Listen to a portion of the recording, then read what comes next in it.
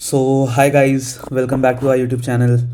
सो ये वीडियो जैसा कि मैंने आप सबको बताया था कि सेल फनल का सेकंड पार्ट होने वाला है। एंड सबसे पहले तो मेरे पास आप सबके लिए एक बहुत ही अच्छी खबर है। सेल फनल अब बीटा वर्जन में लाइव हो चुका है। आप सब लोग इस दिए गए लिंक पे जा करके इस सॉफ्टवेयर को यूज़ कर पाएंगे।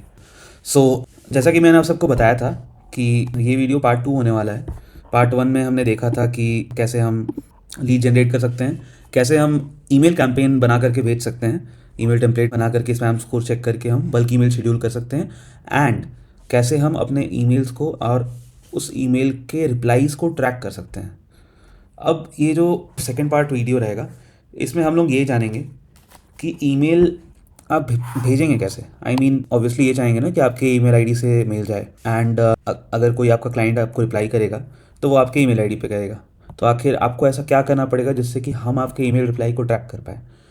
तो yes, this video is gonna be based on that only.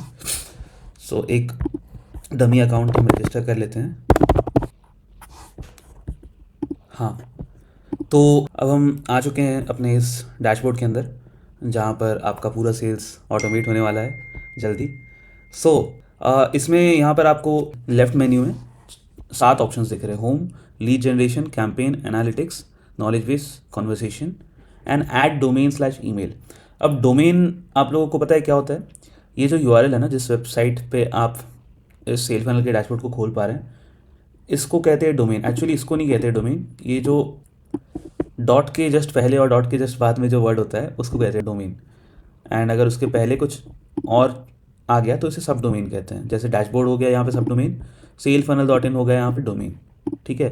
तो अगर आपकी कंपनी है, लेट्स से कि आपकी कंपनी का नाम है acmecorporation.com, तो acmecorporation.com आपका डोमेन हो गया।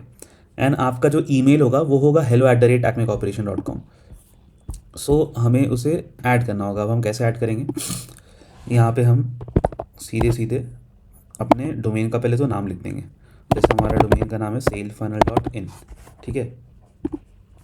अब जैसे ही हमने इस डोमेन का नाम ऐड किया तो कुछ ये डीएनएस रिकॉर्ड्स आ गए हैं।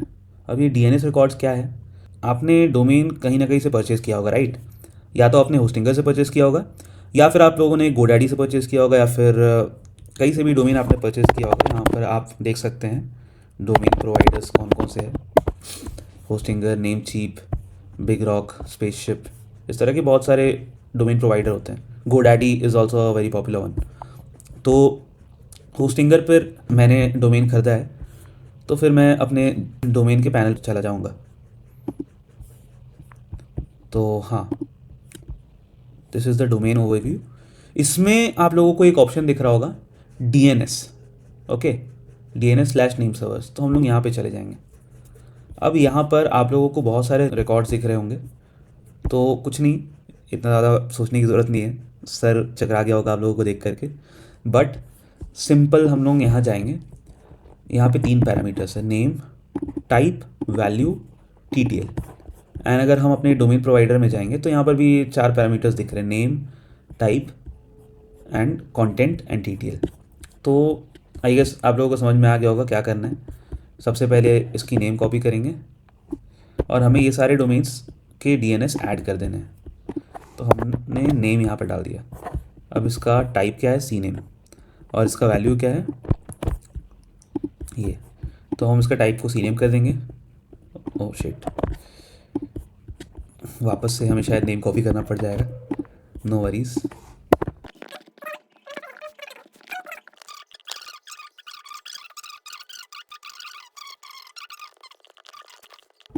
अब यहाँ पर आप लोग देख सकते हैं कि टाइप चेंज हो गई है। तो हम लोग टाइप को टीएक्सटी कर देंगे।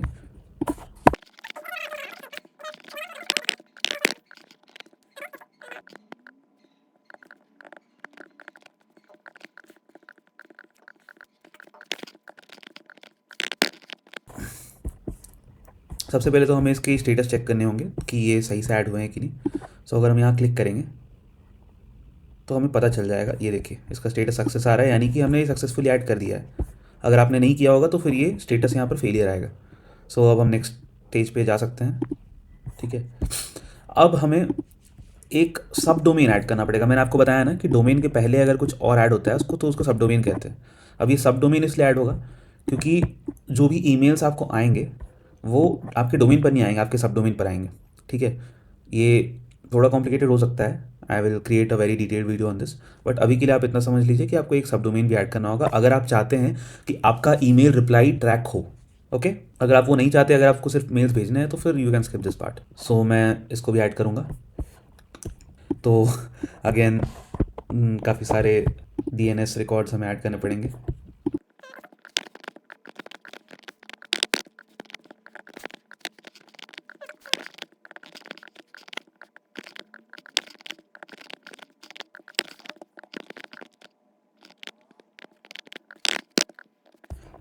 ठीक है, तो अब हम इसकी स्टेटस भी चेक कर लेंगे। हाँ, तो अब हम आ जाते हैं अपने फाइनल स्टेप पे जिसमें हमें ईमेल का रिप्लाई वेरीफाई करना होगा।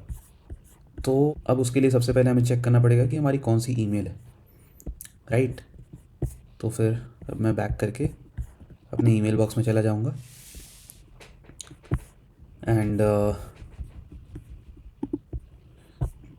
As I can see I have one email यहाँ पे, hello@salesfunnel.in।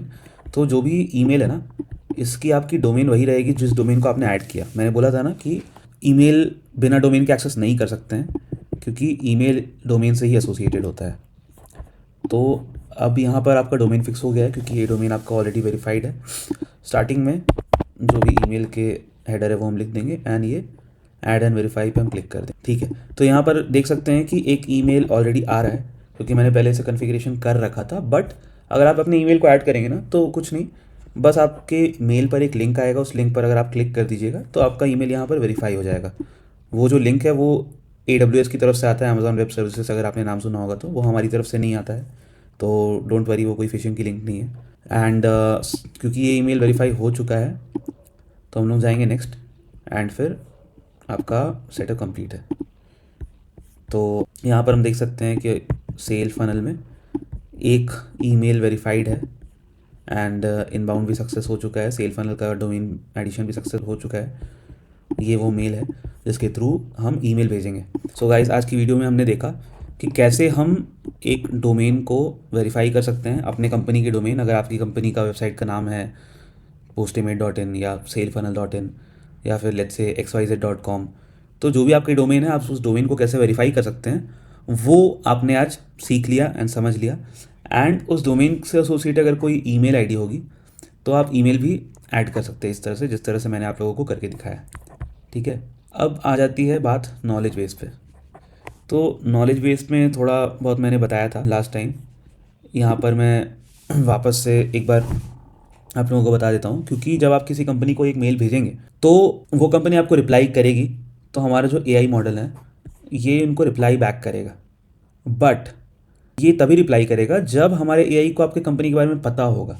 अगर हमारे AI के बारे में आपकी कंपनी को पता ही नहीं हो तो फिर AI कैसे रिप्लाई कर पाएगा। तो उसके लिए अलग अलग एस्पेक्ट्स होते हैं, अलग अलग पैरामीटर्स होते हैं, जैसे कंपनी की लीगल डिटेल्स, कंपनी के सर्विसेज, कंपनी के कोर जो USP है, जो वैल्यूज़ है, हर तरह की चीज़ें, क्या क्या सोल्यूशंस आपकी कंपनी प्रोवाइड करती है। सो बेस्ड ऑन दैट जितने भी कंटेंट आपने डाले हैं इसमें, प्रोडक्ट्स एंड सर्विस हो या कंटेंट मैनेजमेंट हो, तो उसके बेसिस पे एक ट्रेनिंग की स्कोर कैलकुलेट होती है, करेक्ट। तो जो स्कोर कैलकुलेट होगी वो स्कोर अगर 80+ होगा, यानी कि आपने सही से इंफॉर्मेशन डाला है and your account is ready to handle automatic reply. अगर आपने बहुत कम डेटा डाला है, बहुत थोड़ा सा डेटा डाला है जो किसी एक पर्टिकुलर एस्पेक्ट से रिलेटेड है और कुछ है नहीं, तो फिर let's say training process can be 20-30% और 40%, तो उस केस में ऑटोमेटिक रिप्लाईज एनेबल नहीं होंगे। एंड अगर आपकी कंपनी की कोई PDF ब्रोशर है तो आप इस तरह से कोई भी फाइल अपलोड कर सकते हो जिसके बेसिस पे सारा डेटा ट्रेनिंग में यूज़ होगा। So thank you guys, I hope you like the video.